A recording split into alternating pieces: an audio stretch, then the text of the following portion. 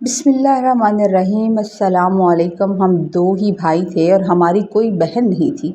یہی وجہ تھی کہ ہم اپنی ماں کی کل کائنات اور ان کی آنکھوں کا تارا تھے۔ ہمارے بچپن میں ہی والد صاحب نے کسی بات پر ناراض ہو کر ہماری والدہ کو طلاق دے دی تھی، جس کے بعد دنیا کے سرد و گرم کا سامنا میری ماں کو اکیلے ہی کرنا پڑا۔ انہوں نے دن رات ایک کر کے سلائی کڑھائی اور محنت مزدوری کے ذریعے ہم دونوں بھائیوں کو پالا پوسا اور ہماری تربیت میں کوئی کسر نہیں چھوڑی۔ ہم دونوں بھائی بھی پڑھائی میں بہت ذہین تھے، اس لیے اعلیٰ تعلیم مکمل کرتے ہی ہمیں بہت اچھی نوکریاں مل گئی، جس سے گھر کے مالی حالات یکسر بدلنے لگے۔ جب دن پھرے تو ہم نے اپنی بوڑھی ماں کی آسائش کے لیے شہر کے ایک اچھے علاقے میں ایک خوبصورت اور آرام دہ گھر خرید لیا تھا۔ میرا نام دانیال ہے اور میرے بڑے بھائی کا نام کامران تھا۔ وہ طبیعت کے انتہائی سیدھے سادے، صابر اور نرم مزاج کے انسان تھے، جنہیں کبھی کسی بات پر غصہ آتے نہیں دیکھا تھا۔ وہ ہمیشہ نارمل سے رہتے تھے، جبکہ ان کے برعکس میرا مزاج کافی تیز تھا اور مجھے بات بات پر غصہ آ جایا کرتا تھا۔ انہی دنوں ہماری ماں کو ہماری شادیوں کی فکر ستانے لگی۔ وہ چاہتی تھیں کہ ان کی زندگی میں ہی ہمارے گھر بس جائیں، اس لیے انہوں نے ہمارے لیے رشتے دیکھنا شروع کر دیے۔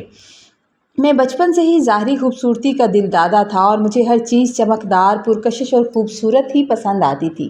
جب ماں نے ہمارے لیے رشتے طے کر دیے تو ایک دن انہوں نے ہمیں پاس بٹھا کر کہا کہ اسی سال مجھے گھر کی صحیح مرمت کروا کے دو، اسے مزید بہتر بنانا ہے، کیونکہ اگلے سال وہ ہم دونوں بھائیوں کا سہرا ایک ساتھ دیکھنا چاہتی ہیں۔ ان کا کہنا تھا کہ اب عمر کے اس حصے میں ان سے گھر کا کام اکیلے نہیں سنبھالا جاتا اور وہ چاہتی ہیں کہ ان کی بہوئیں آ کر گھر کی ذمہ داری سنبھالیں، تاکہ اب وہ سکون کا سانس لے سکیں۔ دیکھتے ہی دیکھتے ہماری منگنی کو 1 سال کا عرصہ گزر گیا تو ماں نے شادی کی تاریخیں پکی کر دیں اور یوں ایک دن دھوم دھام سے ہماری شادیاں ہو گئیں۔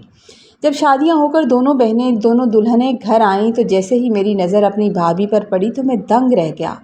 میں حیران رہ گیا کیونکہ میری بھابھی غزالہ بہت خوبصورت تھیں، جبکہ ان کے مقابلے میں میری بیوی سائرہ کا رنگ کافی سانولا تھا اور وہ ایک عام سی شکل و صورت کی لڑکی تھی۔ یہ دیکھ کر میرا موڈ اس وقت بہت خراب ہوا کہ میرا اپنے کمرے میں جانے کو دل نہیں چاہ رہا تھا اور میں غصے اور مایوسی کے عالم میں صحن میں اکیلا بیٹھ گیا تھا۔ میری ماں نے جب مجھے اس حال میں دیکھا تو میرے پاس آئیں اور محبت سے سمجھاتے ہوئے کہنے لگیں کہ میرے بچے ایسا نہیں کرتے، انسان کو کبھی بھی اس کی ظاہری شکل و صورت سے نہیں پرکھنا چاہیے۔ جب تم اس کے ساتھ وقت گزارو گے تو تم خود کہو گے کہ اماں آپ نے میرے لیے ہیرا چنا ہے۔ میں نے جل کر ماں سے کہا کہ آپ نے تو میرے ساتھ ساری زندگی کی ایسی دشمنی نکالی ہے جو کبھی ختم نہیں ہوگی۔ اگر 2-4 دن کی بات ہوتی تو اماں میں برداشت کر لیتا۔ آپ کو معلوم تھا کہ مجھے شروع سے خوبصورت چیزیں پسند ہیں، پھر آپ نے میرے ساتھ ایسا کیوں کیا؟ ماں نے مسکرا کر کہا کہ میں نے اس بار بھی تمہارے لیے ایک انمول اور دل کی خوبصورت چیز ہی چنی ہے، لیکن مجھے اس وقت اپنی ماں کی یہ باتیں کسی خیالی ناول کے قصے لگ رہی تھی اور میں مسلسل ان پر اپنا غصہ نکال رہا تھا۔ مگر آخر کار ماں کے اصرار پر مجھے بجھے دل کے ساتھ کمرے میں جانا پڑا، لیکن میں نے اپنی بیوی سے ایک لفظ بھی بولنا گوارا نہیں کیا۔ مجھے اس کے وہاں ہونے سے ہی الجھن ہو رہی تھی اور میں منہ پھیر کر سو گیا۔ اگلی صبح جب میری آنکھ کھلی تو میں نے دیکھا کہ سائرہ کمرے کے ایک کونے میں چپ چاپ اور سہم کر بیٹھی ہوئی تھی۔ شاید وہ رات کو میرا سرد رویہ دیکھ کر ڈر گئی تھی اور میں نے بھی دوبارہ اس سے بات کرنے کی کوشش ہی نہیں کی۔ وقت گزرنے کے ساتھ ساتھ مجھے اپنے ہی کمرے سے الجھن ہونے لگی تھی۔ میں وہاں جانا ہی نہیں چاہتا تھا، حالانکہ اگر میں اس سے بات کرتا تو شاید میرا دل بدل جاتا، لیکن میں نے خود ہی اپنے درمیان ایک دیوار کھڑی کر لی تھی۔ میں روزانہ دفتر سے سیدھا آ کر اپنی ماں کے پاس بیٹھ جاتا، جہاں سائرہ خاموشی سے میرے لیے کھانا لے آتی اور ہر طرح سے میری فکر کرنے کی کوشش کرتی تھی۔ مجھے لگتا تھا کہ وہ میری توجہ حاصل کرنا چاہتی ہے، اسی لیے ایسا کرتی ہے، لیکن میں نے فیصلہ کر لیا تھا کہ میں اسے یہ توجہ کبھی نہیں دوں گا۔ دوسری طرف میری بھابھی غزالہ بے حد حسین تھی۔ ان کا رنگ اتنا گورا تھا کہ لگتا تھا کہ ہاتھ لگانے سے میلی ہو جائیں گی۔ میں اکثر بھابھی کو دیکھ کر اپنے بھائی کی قسمت پر رشک کیا کرتا تھا کہ انہیں کتنی خوبصورت شریک حیات ملی ہے۔ میرا یہ بدلا ہوا رویہ اب میرے بھائی کامران کی نظروں سے چھپا نہیں رہا تھا۔ انہوں نے ایک دن مجھے اکیلے پایا تو کہنے لگے، دانیال، میں نوٹ کر رہا ہوں تم اپنی بیوی کی عزت نہیں کرتے، تم سارہ کا خیال نہیں رکھتے۔ میں نے تل میں لا کر جواب دیا کہ بھائی، ایسی شکل و صورت والی بیوی کی کیا عزت کروں؟ کامران بھائی نے مجھے سمجھاتے ہوئے کہا کہ دیکھو وہ تمہاری کتنی خدمت کرتی ہے، تمہارا کتنا خیال رکھتی ہے۔ میں نے طنزاً کہا کہ خوش قسمت تو آپ ہیں۔ खुश किस्मत तो आप हैं जिन्हें हीरा मिल गया है। ये सुनकर उन्होंने मेरी तरफ गहरी नज़रों से देखा और बोले कि बाज़ दफ़ा जो चीज़ें बाहर से खूबसूरत नज़र आती हैं वो अंदर से वैसी नहीं होती। तुम्हारी बीवी एक मुखलिस और अच्छी लड़की है और तुम्हारी कदर करती है और तुम पर लाजिम है कि तुम उसका ख्याल रखो। तुम्हें उसके साथ ऐसा बर्ताव नहीं करना चाहिए। सबकी बातें सुनकर मैंने कोशिश तो की उससे सीधे मुंह बात करूं, मगर जब भी मैं उसका सांवला सा चेहरा मेरे सामने आता मुझे अजीब सी घुटन होती और मैं कमरे से बाहर निकल जाता था। रफ्ता रफ्ता माँ के बार बार समझाने पर मैंने कमरे में रात गुजारना तो शुरू कर दी, लेकिन बातचीत बराए नाम थी। अलबत्ता मैंने ये ज़रूर देखा था कि वो बहुत इबादत गुजार थी, लंबी लंबी नमाज़ें पढ़ती थी और मेरे कहने से पहले ही मेरी हर ज़रूरत की चीज़ मेरे सामने लाकर रख देती थी। इस बात का मुझे एक सुकून था कि अब मुझे अपने काम खुद नहीं करने पड़ते थे और ना ही माँ को तकलीफ़ देना पड़ती थी। उन्हीं दिनों ख़ानदान में हमारी शादी के वलीमे और दावतें शुरू हो गईं। हम जिस घर में भी दावत पर जाते वहाँ सब लोग मेरी भाभी गज़ाला के हुस्न और सलीके की तारीफ़ों के पुल बांध लेते थे, जबकि मेरी बीवी सायरा को देखकर लोग बस रस्मी सी माशाल्लाह कहकर आगे बढ़ जाते थे। ऐसे मौक़ों पर मैं शर्मिंदगी से अपना सर झुका लेता था और एहसास कमतरी का शिकार हो जाता था, क्योंकि मैं अच्छी तरह जानता था कि देखने वालों के दिलों में हमारे इस जोड़ को देखकर क्या बातें चल रही होंगी। एक दिन हमारी सगी खाला ने हमारे एजाज़ में अपने घर पर खाने की दावत रखी और जब हम वहां पहुंचे तो उन्होंने वहां मौजूद मेरी तमाम कज़न जो सबके सामने मेरी बीवी का बहुत मजाक उड़ाया और तंज़ो मज़ाक का निशाना बनाती रहीं, जबकि दूसरी तरफ वो गज़ाला भाभी के हुस्न के गीत गाते नहीं थक रहे थे। उनकी इस हरकत पर मुझे इतनी शदीद शर्मिंदगी और गुस्सा भी आया कि मैं घर लौटते ही अंदर से तप गया और सीधा माँ के पास जाकर बोला कि माँ, बस अब मेरी बर्दाश्त जवाब दे चुकी है। मैं इस लड़की को तलाक दे दूँगा, इसके साथ मज़ीद ज़िंदगी नहीं गुजार सकता। जब मेरा दिल ही इसकी तरफ राज़ी नहीं हो रहा तो मैं क्या करूँ। मेरा ये कहना था कि माँ ने तड़क से एक जोरदार थप्पड़ मेरे मुँह पर मारा। उनका चेहरा गुस्से से लाल हो गया और वो बोली कि आज के बाद मेरे सामने ऐसी घटिया बात दोबारा मत करना। क्या तुम भी अपने उसी बाप के नक्शे कदम पर चलोगे जिसने बरसों पहले सिर्फ मेरे खूबसूरत ना होने की वजह से मुझे तलाक देकर घर से निकाल दिया था। अब तुम्हारी ये बूढ़ी माँ भी तो खूबसूरत नहीं रही, तो क्या अब तुम अपनी माँ को भी इस घर से निकालोगे। माँ का ये थप्पड़, उनका ये दर्दनाक माजी सुनकर मेरे पैरों तले से ज़मीन निकल गई थी। मैं अंदर तक हिल के रह गया था और हैरान परेशान खामोश सा खड़ा अपनी माँ की तरफ देख रहा था। उस रात मेरे दिलो दिमाग में एक अजीब तूफ़ान बरपा था और बेचैनी से मुझे नींद नहीं आ रही थी। चुनाचे रात के तकरीबन 11 बजे जब मैं अपने कमरे से बाहर निकला तो मैंने देखा कि कामरान भाई कमरे के बाहर सहल में सर पकड़े बैठे थे। वो किसी गहरी सोच में डूबे हुए थे। मैं उनके करीब गया और पूछा कि भाई क्या हुआ, आप इतने परेशान क्यों लग रहे हैं और इतनी रात गए यहाँ बाहर क्यों बैठे हैं। मेरे जहन में फ़ौरन ख्याल आया कि इतनी खूबसूरत और परियों जैसी बीवी को कमरे में छोड़कर मेरा भाई नाशुक्रा है जो बाहर बैठा हुआ है। ये तो सरासर नाशुक्री है। उन्होंने मेरी तरफ देखा और हल्की सी मुस्कुराहट के साथ बोले कि कुछ नहीं, बस सर में शदीद दर्द हो रहा था। मैंने हंसते हुए कहा कि भाई, आपका सर दर्द तो भाभी का चेहरा देखते ही गायब हो जाना चाहिए। इस पर उन्होंने एक गहरा सांस लिया और पुरस्कार अंदाज में बोले कि दानियाल, तुम वाकई बहुत खुश नसीब हो। और ये कहकर वो अपने कमरे की तरफ चले गए। मैं उनकी बात सुनकर हैरान रह गया कि वो मुझे खुश नसीब क्यों कह रहे हैं, मगर फिर मैंने सर झटक दिया और अपने कमरे में आ गया। अब मेरा ये रोज़ का मामूल बन गया था। मैं अक्सर भाई को बहुत खामोश और फ़िक्रमंद देखता था, लेकिन मेरे बहुत पूछने पर भी वो कभी अपने दिल का हाल नहीं बताते थे। दूसरी तरफ माँ के इस थप्पड़ और उनकी बातों का मुझ पर इतना गहरा असर हुआ था जिसकी वजह से मैं अब सायरा के साथ बदतमीज़ी या झगड़ा नहीं करता था और ना ही उसे कोई गलत जवाब देता था, क्योंकि जब भी मुझे गुस्सा आता मुझे अपनी माँ का वो चेहरा याद आता और मेरी माँ की वो बातें मेरे कानों में गूंजने लगती थी। सायरा का ये हाल था कि वो 5 वक़्त की नमाज़ पढ़ती, दिलो जान से माँ की खिदमत करती और मेरी हर ज़रूरत का ख्याल रखती थी। इसके बरक्स भाभी गज़ाला ज़्यादातर वक्त अपने कमरे में बंद रहना पसंद करती थी और घर के काम काज को हाथ भी नहीं लगाती थी, जबकि घर की तमाम जिम्मेदारियां अकेली सायरा ने संभाल रखी थी। एक दिन जब माँ ने मुझसे इस बात का जिक्र किया कि देखो ज़रा सायरा कितनी सुघड़ है, उसने पूरे घर का निज़ाम संभाल रखा है, तो मैंने लापरवाही से कहा, अम्मा वो इस घर की बहू है, उसका ये फ़र्ज़ बनता है कि वो काम करे और हम सबकी खिदमत करके हमारे दिलों में जगह बनाए, जबकि भाभी की जगह तो उनकी खूबसूरती की वजह से पहले ही बनी हुई है।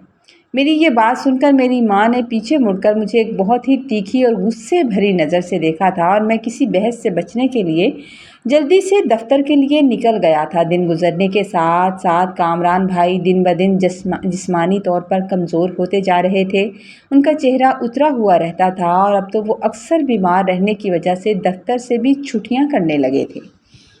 مجھے ان کی یہ حالت دیکھ کر سخت حیرت ہوتی تھی، کیونکہ میرا بھائی تو وہ انسان تھا جو بخار کی حالت میں بھی مجھے موٹر سائیکل پر بٹھا کر دوا دلوانے لے جاتا تھا اور کبھی دفتر سے ناغہ نہیں کرنے دیتا تھا۔ تو اب انہیں کیا مسئلہ ہو گیا تھا؟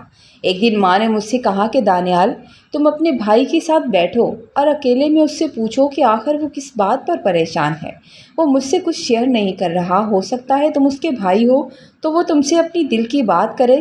ماں کے کہنے پر اگلے دن دفتر سے واپسی پر میں بھائی کو اپنے ساتھ ایک چائے کے کیفے پر لے گیا اور پیالی سامنے رکھتے ہوئے کہا تھا کہ بھائی، آخر بات کیا ہے؟ آپ دن بدن گھلتے جا رہے ہیں، راتوں کو کمرے سے باہر بیٹھے رہتے ہیں۔ میں آپ کا چھوٹا بھائی ہوں، بس ایک بار مجھے بتا کر تو دیکھیں۔ انہوں نے میری طرف دیکھا تو ان کی آنکھوں میں آنسو بھر آئے۔ انہوں نے میرا ہاتھ پکڑا اور بولے کہ دانیال، تم اپنی بیوی کے معاملے میں بہت خوش نصیب ہو۔ میں تمہیں دیکھ کر رشک کرتا ہوں کہ کاش میرا نصیب بھی ایسا ہوتا۔ میں نے حیرت کی انتہا پر پہنچ کر کہا کہ بھائی، آپ مجھ پر رشک کرتے ہیں؟ یہ آپ کیا کہہ رہے ہیں؟ انہوں نے سسکتی ہوئی آواز میں جواب دیا کہ میرے بھائی، جو چیز باہر سے جتنی خوبصورت نظر آتی ہے ضروری نہیں ہے کہ وہ اندر سے بھی اتنی ہی حسین ہو۔ میں نے بے تابی سے پوچھا کہ آخر کھل کر بتائیں تو صحیح کہ معاملہ کیا ہے؟ لیکن وہ جلدی سے کرسی سے اٹھتے ہوئے بولے کہ وقت آنے پر تمہیں سب معلوم ہو جائے گا۔ میں بس اتنا کہوں گا کہ اپنی بیوی کی قدر کیا کرو، اس نے تم پر بہت بڑی مہربانی کر رکھی ہے۔ بھائی کی ان پراسرار باتوں نے میری الجھن اور حیرت کو مزید دوگنا کر دیا اور میں مزید پوچھنے کی کوشش کی، لیکن انہوں نے میرے کسی سوال کا جواب نہیں دیا۔ اس واقعے کے چند دن بعد ایک رات اچانک ہمارے کمرے میں پانی ختم ہو گیا۔ میں پانی لینے کے لیے کچن کی طرف جانے لگا تو سائرہ نے ادب سے کہا کہ آپ آرام کیجیے، میں لا دیتی ہوں۔ مگر میں نے کہا نہیں، تم لیٹو، میں خود ہی لے آتا ہوں۔ میں جیسے ہی کوریڈور سے گزر رہا تھا، مجھے کامران بھائی اور بھابھی غزالہ کے کمرے سے اونچی آواز میں باتیں کرنا کی آواز سنائی دی۔ وہ دونوں آپس میں بری طرح جھگڑ رہے تھے۔ پہلے تو مجھے اخلاقی طور پر برا لگا کہ میں کسی کے بند کمرے کے باہر کھڑے ہو کر ان کی باتیں سنوں، لیکن پھر میرے دل نے کہا کہ یہی موقع ہے سب جاننے کا کہ میرا بھائی آخر کیوں گھٹ رہا ہے، وہ مجھے کچھ بتاتا کیوں نہیں۔ جیسے ہی بھابھی غزالہ کی آواز میرے کانوں میں پڑی، میرے پیروں تلے زمین نکل گئی۔ وہ انتہائی غصیلے اور حقارت آمیز لہجے میں کہہ رہی تھی کہ میں اس سے بات کروں گی اور جو میرا دل چاہے گا میں وہی کروں گی۔ تم میں ہمت ہے تو روک کر دکھاؤ۔ میں تو کہتی ہوں تم مجھے چھوڑ کیوں نہیں دیتے؟ آج ہی چھوڑ دو، طلاق دے کر میری جان کیوں نہیں بخش دیتے؟ اس کے بعد بھائی کی دھیمی اور روحانسی آواز آئی جو مجھے صاف سنائی نہیں دے رہی تھی۔ میں مزید سننے کے لیے دیوار کے قریب ہوا تھا کہ دور سے ماں اپنے کمرے سے نکلی اور مجھے وہیں کھڑا دیکھ کر بولی، دانیال، اتنی رات گئے یہاں کیوں کھڑے ہو؟ میں نے گھبرا کر بات ٹالی اور پانی کا گلاس لے کر فوراً اپنے کمرے میں بھاگ آیا۔ اگلی صبح میں شدید ذہنی دباؤ کا شکار تھا اور میں نے پکا ارادہ کر لیا تھا کہ آج دفتر میں بھائی کو اکیلے میں پکڑ کر پوری سچائی اگلوا کر رہوں گا۔ لیکن جب میں دفتر پہنچا تو وہاں بھی بھائی کا چہرہ بری طرح اترا ہوا تھا اور وہ اپنی سیٹ پر بیٹھے انتہائی مایوس اور پریشان نظر آ رہے تھے۔ ان کی حالت بتا رہی تھی کہ انہوں نے صبح کا ناشتہ بھی نہیں کیا ہوا تھا۔ دفتر سے واپسی پر میں نے کامران بھائی کو گھر جانے کی اجازت نہیں دی، بلکہ زبردستی ان کا ہاتھ پکڑ کر انہیں شہر کے ایک پرسکون پارک میں لے آیا تھا۔ وہاں ایک بینچ پر بیٹھ کر میں نے انتہائی سنجیدگی سے ان کی طرف دیکھا اور کہا تھا کہ بھائی، آج جب تک آپ میرے سامنے اپنے دل کے راز نہیں کھولیں گے، ساری بات کلیئر نہیں کریں گے، آپ مجھے اس گہری پریشانی کی اصل وجہ نہیں بتائیں گے، میں آپ کو یہاں سے گھر نہیں جانے دوں گا۔ آخر ایسی کیا بات ہے جو آپ کو اندر ہی اندر گھائل کر رہی ہے؟ کامران بھائی نے چند لمحے خاموشی سے زمین کو دیکھا، پھر ان کی آنکھوں سے آنسو جاری ہو گئے اور انتہائی لرزتی ہوئی آواز میں بولے کہ دانیال، میری بیوی کسی اور لڑکے کو پسند کرتی ہے اور وہ اب بھی اس سے چھپ چھپ کر فون پر باتیں کرتی ہے۔ میں اسے جتنا روکتا ہوں، جتنا سمجھاتا ہوں، وہ باز نہیں آتی۔ وہ میرے ساتھ نہیں رہنا چاہتی۔ وہ کہتی ہے کہ وہ شادی سے پہلے ہی اس سے رابطے میں تھی، اور میں تو ایک بالکل سیدھا سادہ اور سست مزاج انسان ہوں جسے دنیا داری اور جدید لائف سٹائل کے ساتھ جینا ہی نہیں آتا۔ میں بھائی کی یہ ہوش ربا باتیں سن کر حیران پریشان ہو گیا اور صدمے سے انہیں دیکھنے لگا۔ میں نے غصے سے کہا کہ بھائی، آپ نے ابھی تک اماں سے اس بات کا ذکر کیوں نہیں کیا؟ انہوں نے تڑپ کر جواب دیا کہ میں اماں سے کیا بات کرتا دانیال، وہ بیچاری تو پہلے ہی زندگی کے دکھ جھیل چکی ہیں، وہ پریشان ہونے کے علاوہ اور کیا کر سکتی تھی؟ میں نے فوراً مشورہ دیا کہ آپ ایسی بدچلن عورت کو طلاق دے دیں اور اپنی جان چھڑوائیں، مگر وہ بولے کہ میں اپنے اس باپ کے نقشے قدم پر نہیں چلنا چاہتا جس نے اماں کو اکیلے چھوڑ دیا تھا۔ میں چاہتا ہوں کہ غزالہ سدھر جائے، اسے عقل آ جائے، وہ اپنے بسے بسائے گھر کو گھر سمجھے۔ اس لیے تو میں اکثر تمہیں کہتا ہوں کہ تم بہت خوش نصیب ہو کہ تمہاری بیوی تم سے سچی محبت کرتی ہے، تمہارا خیال رکھتی ہے اور تمہارا ہر کام مسکرا کر کرتی ہے۔ بھائی کے منہ سے یہ باتیں سن کر جہاں میری اپنی آنکھوں میں آنسو آ گئے، وہاں میں نے دل ہی دل میں اللہ کا کروڑوں بار شکر ادا کیا کہ میرا بھائی کتنی بڑی ذہنی اذیت سے گزر رہا ہے، اور شکر ہے مالک کا کہ میری بیوی سائرہ ایسی بالکل نہیں تھی۔ وہ ظاہری طور پر خوبصورت نہ سہی، مگر اس کا کردار اور اس کا دل بہت صاف تھا۔ چونکہ غزالہ اب ہمارے گھر کی بہو اور میری بھابھی تھی، اس لیے میں خود ان کے معاملے میں براہ راست بڑھ کر بدتمیزی نہیں کر سکتا تھا۔ چنانچہ میں نے کامران بھائی کو حوصلہ دیا، ان کو حوصلہ دیتے ہوئے کہا کہ بھائی، آپ کو اب کمزوری دکھانا بند کرنی ہوگی، مرو مرد بنے، اور اگر گھر بچانے کے لیے آپ کو اس سے موبائل چھیننا پڑے یا تھوڑی سختی بھی کرنا پڑی تو پیچھے مت ہٹیں۔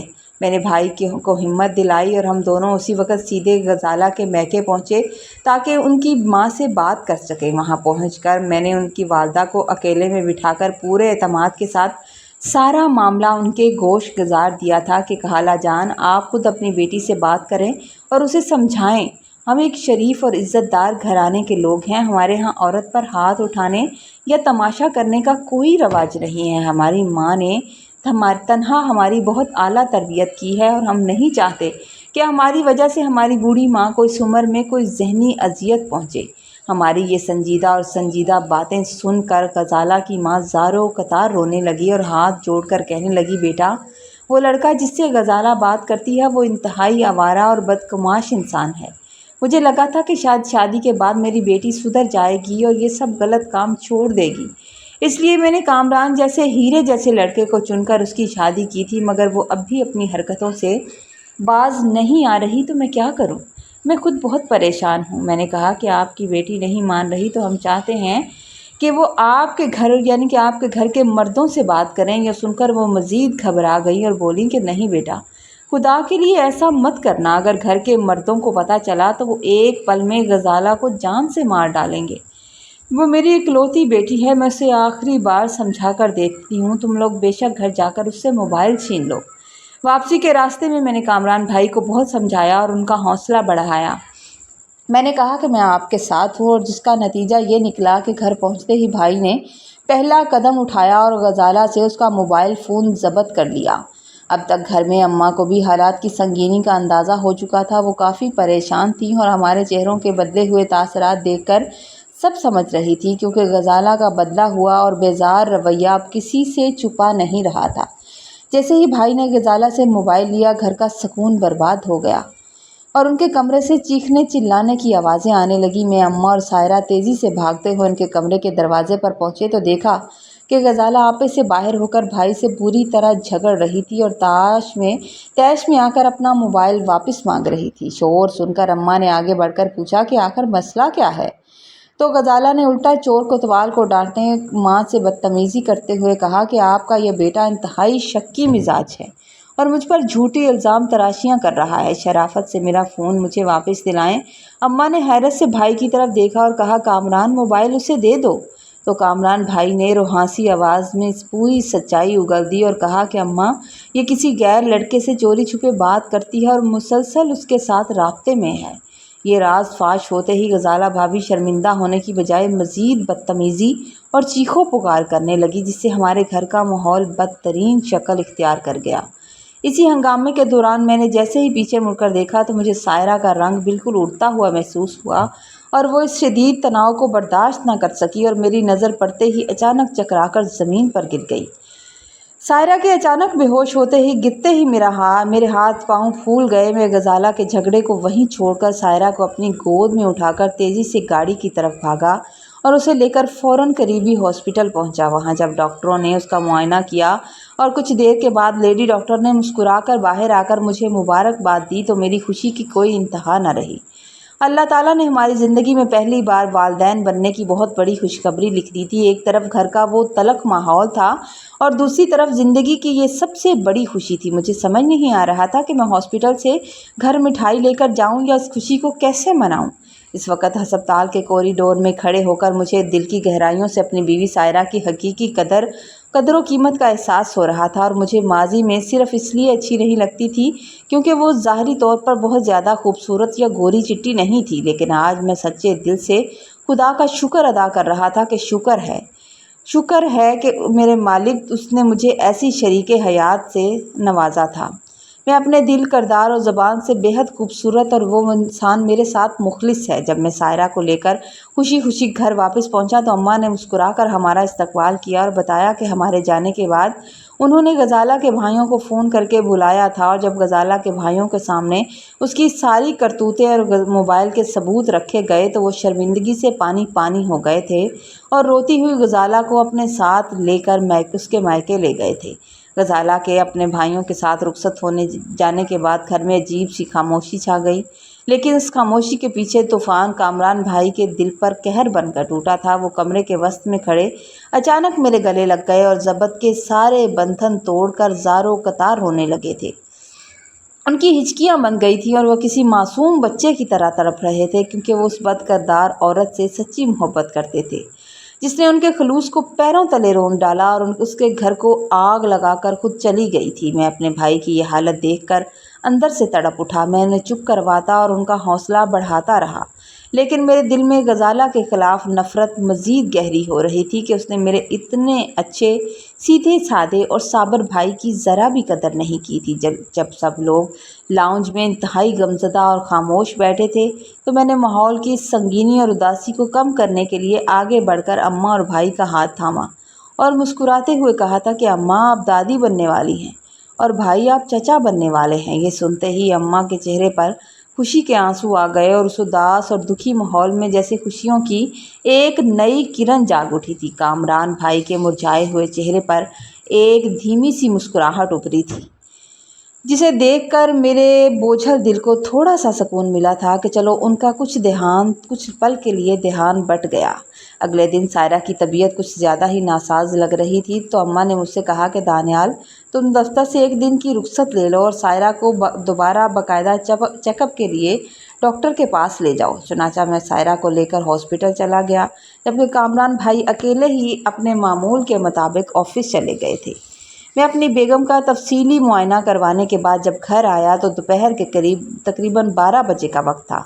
میرا دفتر جانے کو بالکل دل نہیں کر رہا تھا کیونکہ میری چھٹی پہلے ہی منظور ہو چکی تھی، اس لیے میں کپڑے تبدیل کر کے آرام کرنے لگا۔ ابھی میں آرام کرنے کے لیے لیٹا ہی تھا کہ اچانک میرے موبائل پر ایک نامعلوم نمبر سے کال آئی۔ جیسے ہی میں نے کال اٹھائی تو دوسری طرف سے کسی اجنبی نے انتہائی گھبرائی ہوئی آواز میں مجھے بتایا کہ آپ کا بھائی اس وقت شہر کے بڑے ہسپتال کے ایمرجنسی وارڈ میں زندگی اور موت کی کشمکش میں ہے، آپ جتنی جلدی ہو سکے وہاں پہنچیں۔ یہ سننا تھا کہ میرے تو ہاتھوں کے طوطے اڑ گئے۔ میں نے جلدی سے جوتے پہنے اور پاگلوں کی طرح بھاگتا ہوا ہسپتال پہنچا تھا۔ وہاں کا منظر دیکھ کر میرا کلیجہ منہ کو آ گیا۔ میرے معصوم بھائی کا سر بری طرح پھٹا ہوا تھا، ان کا پورا جسم خون میں لت پت تھا اور ڈاکٹر ہنگامی بنیادوں پر ان کا خون روکنے کی اور مزید خون کا انتظام کرنے کی کوششوں میں مصروف تھے۔ میں شدید حیران پریشان تھا کہ جو انسان صبح بھلا چنگا گھر سے نکلا تھا وہ اس حال میں کیسے پہنچ گیا۔ بعد میں پولیس کی ابتدائی تفتیش کے بعد معلوم ہوا کہ کچھ اوباش لڑکوں نے راستے میں بھائی کو گھیر کر ان پر لاٹھیوں اور لوہے کی سلاخوں سے وحشیانہ حملہ کیا تھا، اور روح کانپ اٹھی یہ جان کر کہ اس سارے خونی کھیل کے پیچھے کسی اور کا نہیں میری بھابھی کا ہاتھ تھا، جس نے اپنے اسی آشنا کے ذریعے کامران بھائی پر یہ قاتلانہ حملہ کروایا تھا۔ فی الحال ہماری اولین ترجیح کامران بھائی کی زندگی بچانا تھا، اس لیے ہم نے پوری توجہ کے ساتھ ان کا علاج اور بہترین ٹریٹمنٹ کروائی۔ لیکن میرے دل میں اب انتقام کی آگ بھڑک اٹھی تھی اور میں نے پکا ارادہ کر لیا تھا کہ میں ان ظالموں کو کسی صورت نہیں چھوڑوں گا جنہوں نے میرے بے قصور اور صابر بھائی کو اس حال میں پہنچایا تھا۔ جس آوارہ لڑکے کے ساتھ غزالہ کی دوستی تھی، اس نے اپنے چند جرائم پیشہ دوستوں کے ساتھ مل کر یہ گھٹیا حرکت کی تھی۔ خوش قسمتی سے میرے کچھ قریبی دوست بااثر تھے جن کے پولیس اعلیٰ احکام کے ساتھ تعلقات بھی تھے۔ میں نے ان سے رابطہ کیا اور اس لڑکے کے خلاف نامزد FIR درج کروائی۔ پولیس نے مستعدی دکھاتے ہوئے محض 1 دن کے اندر ہی ان اوباش لڑکوں کو دھر لیا تھا۔ وہ پہلے ہی چوری چکاری کی وارداتوں میں ملوث تھا۔ جب تھانے میں اس پر تھوڑی سختی کی گئی اور قانون کے جوتے پڑے تو وہ بلبلا اٹھا اور سارا سچ اگلتے ہوئے کہنے لگا کہ بھائی خدا کی قسم میرا کوئی قصور نہیں ہے، مجھے غزالہ نے مجبور کیا تھا اور اسی کے بار بار اکسانے پر میں نے اپنے دوستوں کے ساتھ مل کر کامران پر حملہ کیا اور اس کی جان لینے کی کوشش کی۔ میرا غزالہ کے ساتھ کوئی چکر نہیں ہے، وہ خود ایک ایسی لڑکی ہے جو جان بوجھ کر مجھے مہرے کے طور پر استعمال کرتی ہے اور مجھ سے زبردستی رابطے قائم کرنے کی کوشش کرتی ہے۔ دوسری طرف بھائی کی حالت دن بدن نازک ہوتی جا رہی تھی۔ سر کی شدید چوٹ سے وہ مسلسل 4 دن تک بے ہوش رہے، انہیں ہوش نہیں آ رہا تھا۔ میری بوڑھی ماں نے جائے نماز سنبھال لی تھی اور سجدے سے سر ہی نہیں اٹھاتی تھیں، جبکہ میری حالت یہ تھی کہ میرا ایک پاؤں ہسپتال میں تھا اور دوسرا گھر پر، کیونکہ سائرہ کی اپنی صحت بھی ان دنوں ٹھیک نہیں تھی اور میں اس کڑے وقت میں بالکل اکیلا پڑ گیا تھا۔ یہاں تک کہ کبھی کبھی تنہائی میں میرا دل چھوٹ جاتا اور میں بچوں کی طرح رونے لگتا تھا۔ ایسے مشکل حالات میں سائرہ میرا سب سے بڑا سہارا تھی۔ وہ اپنی تکلیف بھول کر مجھے حوصلہ دیتی، میرا ہاتھ تھام کر کہتی کہ آپ ہمت مت ہاریں، میں آپ کے ساتھ ہوں، اللہ پر بھروسہ رکھیں، سب ٹھیک ہو جائے گا۔ اب میں اپنی سانولی بیوی کو دیکھتا تو مجھے اس کے اندر ایک فرشتہ نظر آتا تھا اور میں خدا کا شکر ادا کرتا تھا کہ اس نے مجھے ایسی مخلص جیون ساتھی دی تھی۔ اور میں نے دل ہی میں عہد کر لیا تھا کہ جیسے ہی میرے بھائی کو ہوش آ جائے گا ہم غزالہ کو طلاق کا نوٹس بھیج دیں گے اور میں اپنے بھائی کی کسی اچھی اور باکردار لڑکی سے دوبارہ شادی کرواؤں گا، کیونکہ میرے لیے صرف بڑے بھائی نہیں تھے بلکہ میرے باپ کی جگہ تھے۔ جب غزالہ کے اپنے آشنا کے بیان کے بعد اس کی کرتوتوں کا سارا کچا چھٹا کلم کلا سامنے آ گیا اور اس کے گندے کردار کی حقیقت سب پر عیاں ہو گئی تو غزالہ کے بھائیوں کو شدید غیرت آئی۔ انہوں نے غزالہ کو کمرے میں بند کر کے عبرتناک سزا دی تھی۔ اس کے بوڑھے ماں باپ نے انتہائی شرمندگی کے عالم میں مجھے فون کیا تھا اور وہ فون پر زاروں قطار رو رہے تھے، ان کی آواز کانپ رہی تھی۔ وہ ہم سے اپنے خاندان کی اس گھٹیا حرکت پر بار بار معافی مانگ رہے تھے۔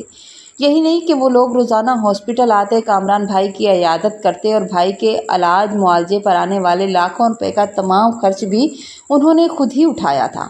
اگرچہ مجھے لگ رہا تھا کہ وہ یہ سب کچھ یہ اخراجات صرف اس لیے کر رہے ہیں کہ ہم ان کی بیٹی کو معاف کر کے دوبارہ اس گھر کی بہو بنا لیں، تو ایسا نہیں ہوگا، لیکن اب پانی سر سے گزر چکا تھا۔ میں نے اپنے دل میں صاف فیصلہ کر لیا کہ دنیا ادھر سے ادھر ہو جائے، آسمان زمین پر گر جائے، لیکن ہم اس بدگماش اور لالچی خاندان کی لڑکی کو اپنے پاکیزہ گھر میں دوبارہ کبھی قدم نہیں رکھنے دیں گے۔ اسی طرح ہاسپٹل کے سفید کمرے میں دواؤں کی بو اور مشینوں کی آوازوں کے درمیان پورے 15-20 دن گزر گئے۔ میری ماں کی راتوں کی دعائیں، سائرہ کی نیک تمنائیں اور میری دن رات کی دوڑ دھوپ آخر کار رنگ لے آئی تھی اور پورے 20 دن کے بعد صبح کامران بھائی نے آہستہ سے اپنی آنکھیں کھولی تھی اور انہیں مکمل طور پر ہوش آ گیا تھا۔ جو ہی میرے بھائی کامران کو ہوش آیا، ان کی آنکھوں سے لامتناہی آنسو بہنے لگے تھے۔ وہ اپنی زندگی اور اپنے ساتھ ہونے والے اس ہولناک واقعے پر بالکل اندر سے ٹوٹ گئے تھے، لیکن ان کی ممتا اور محبت اب بھی ان کے دل میں کہیں باقی تھی۔ دوسری طرف غزالہ بھابھی اب بار بار میرے نمبر پر فون کر رہی تھی اور رو رو کر معافیاں مانگ رہی تھی۔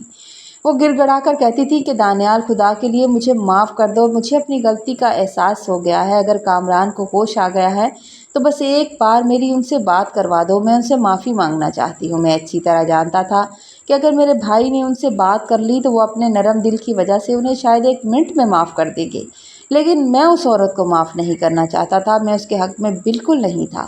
ہمارے خاندان اور برادری میں غزالہ کی ان کرتوتوں کی وجہ سے ہماری بے حد بے عزتی ہو چکی تھی اور لوگ ہم پر انگلیاں اٹھا رہے تھے، اس لیے میں نے پکا ارادہ کر لیا تھا کہ اب حالات چاہے جو بھی ہوں میں اس بدکردار عورت کو اپنے پاکیزہ گھر کی دہلیز کبھی پار نہیں کرنے دوں گا۔ لیکن جیسے ہی بھائی کی طبیعت تھوڑی بہتر ہوئی اور انہیں ہاسپٹل میں معلوم ہوا کہ غزالہ بار بار فون کر کے رو رہی ہے اور اپنی غلطیوں پر پیشمان ہے، تو ان کا دل ایک ہی منٹ میں پگھل گیا اور ان کے چہرے پر غزالہ کے لیے نرمی کے تاثرات ابھرنے لگے۔ جب بھائی کو ہاسپٹل سے ڈسچارج کر کے ہم گھر لے آئے تو ایک دن غزالہ اپنے بھائیوں کے ساتھ ہمارے گھر ہی پہنچ گئی۔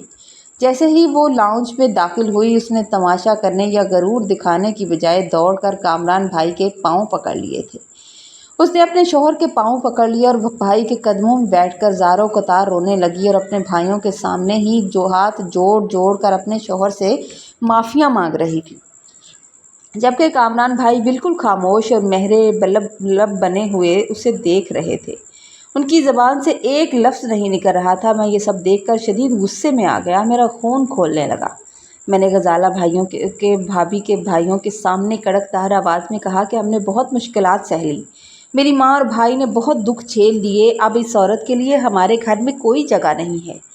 آپ اب اسی وقت اس عورت کو لے جائیں اور ہمیشہ کے لیے اس گھر سے لے جائیں۔ لیکن غزالہ کو اس طرح روتے ہوئے اور اپنے بیٹے کے پاؤں میں پکڑ کر گڑ گڑاتے دیکھ کر میری ماں کا دل پسج گیا۔ انہوں نے آگے بڑھ کر میرا ہاتھ پکڑا اور سب کے سامنے بلند آواز میں کہنے لگیں کہ نہیں دانیال، ہمارے گھر میں طلاق کا رواج کبھی نہیں ہوگا۔ غزالہ کو اب اپنی غلطی کی تلافی اور حقیقت سمجھ آ چکی ہے۔ انسان کو جب زندگی میں اتنے بڑے دھچکے اور جھٹکے لگتے ہیں تو وہ جب سدھرتا ہے اور زندگی کی اصل حقیقت کو بہتر طریقے سے سمجھ جاتا ہے۔ ماں نے سب کی طرف دیکھا اور کہنے لگی، میں نہیں چاہتی کہ میرا بیٹا اپنی بیوی کو طلاق دے۔ ہر انسان خطا کار ہے، اسلام ہمیں معافی کا درس دیتا ہے، اس لیے میں چاہتی ہوں کہ میرا بیٹا اس عورت کو اپنی زندگی سنوارنے کا ایک آخری موقع ضرور دے۔ میں حیران پریشان اپنی ماں کا چہرہ دیکھ رہا تھا کہ اتنے بڑے حادثے کے بعد بھی ان کا دل اتنا بڑا تھا کہ وہ اس عورت کو معاف کرنے پر راضی تھی۔ کامران بھائی تو پہلے ہی غزالہ سے محبت کرتے تھے، انہوں نے ماں کا حکم سنتے ہی اپنی بیوی کو سچے دل سے معاف کر دیا اور اسے گلے سے لگا لیا۔ اس واقعے کے بعد غزالہ بھابھی کے مزاج میں زمین آسمان کی تبدیلی آ گئی۔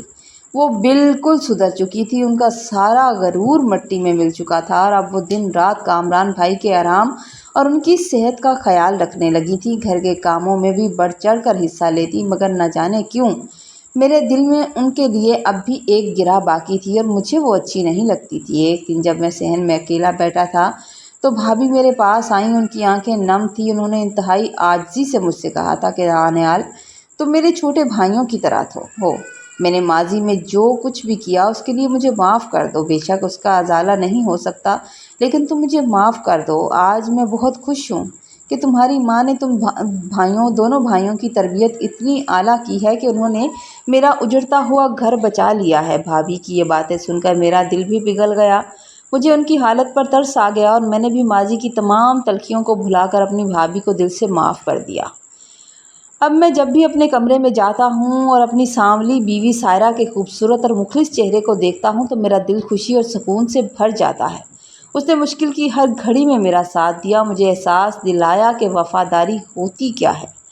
ہماری زندگی کی یہ سچی کہانی ہمیں یہ عظیم سبق سکھاتی ہے کہ ظاہری خوبصورتی محض ایک عارضی سراب ہے۔ ضروری نہیں کہ جو انسان باہر سے حسین نظر آئے اس کا دل بھی اتنا ہی خوبصورت ہو۔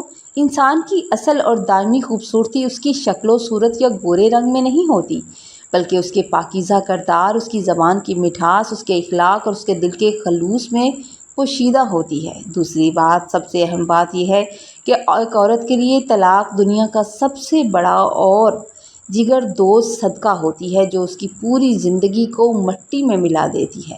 میری ماں کو ان کے شادی کے شروع میں خوبصورت نہ ہونے کی وجہ سے طلاق کا وہ تلخ زخم ملا تھا، لیکن انہوں نے اپنے اس درد کو انتقام نہیں بننے دیا۔ ان کا یہ صبر اور ظرف بے حد قابل رشک تھا کہ انہوں نے اپنی زندگی کا اتنا بڑا دکھ سہنے کے باوجود کسی دوسری عورت کا، کسی اور کی بیٹی کا گھر نہیں اجڑنے دیا، بلکہ اپنے بیٹوں کو ہمیشہ یہی تربیت دی کہ عورت چاہے جیسی بھی ہو، اس کی عزت اور اس کے مان کا تحفظ کرنا ایک سچے مرد کا پہلا فرض ہوتا ہے۔